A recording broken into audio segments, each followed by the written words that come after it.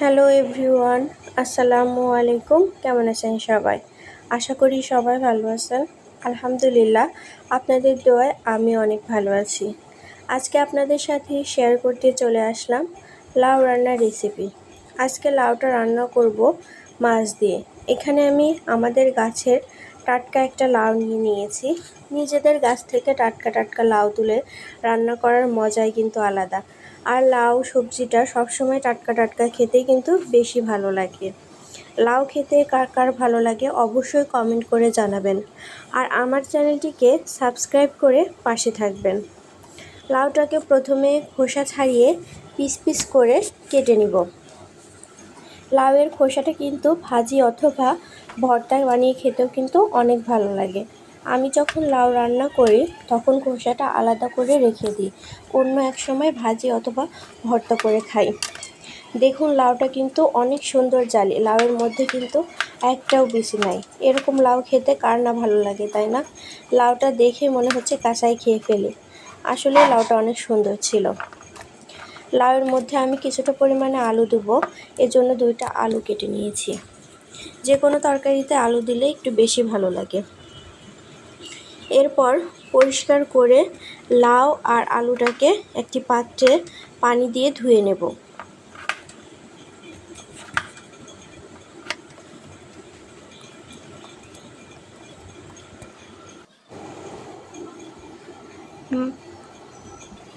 মাছগুলো প্রথমে ভেজে নিব, এজন্য মাছে লবণ, হলুদ, ঝালের গুঁড়া মাখিয়ে নিব।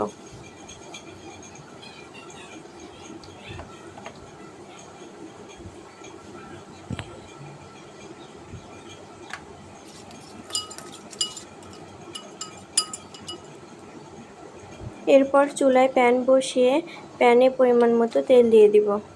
তেলটা গরম হয়ে আসলে মাছগুলো দিয়ে দিব।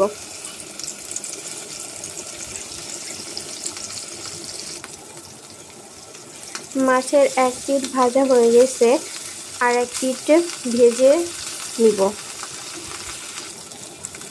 মাছগুলো সুন্দর করে ভাজা হয়ে গেছে, এবার একটি পাত্রে উঠিয়ে নিব।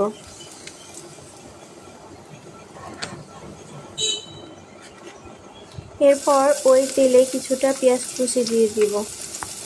পেঁয়াজটা হালকা ভেজে দিয়ে দিব বাটা মশলাগুলো। এখানে আমি 2 চামচ জিরা বাটা, কিছুটা পরিমাণে পেঁয়াজ বাটা, কিছুটা পরিমাণে রসুন বাটা, আর পরিমাণ মতো লবণ, হলুদের গুঁড়া আর চেরা কাঁচামরিচ দিয়ে দিব।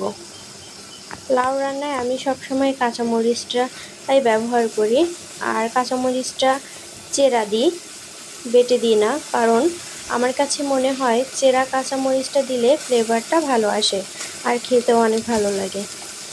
মশলাটা ভালো করে কষিয়ে নিয়েছি, এবার লাউগুলো দিয়ে দিব।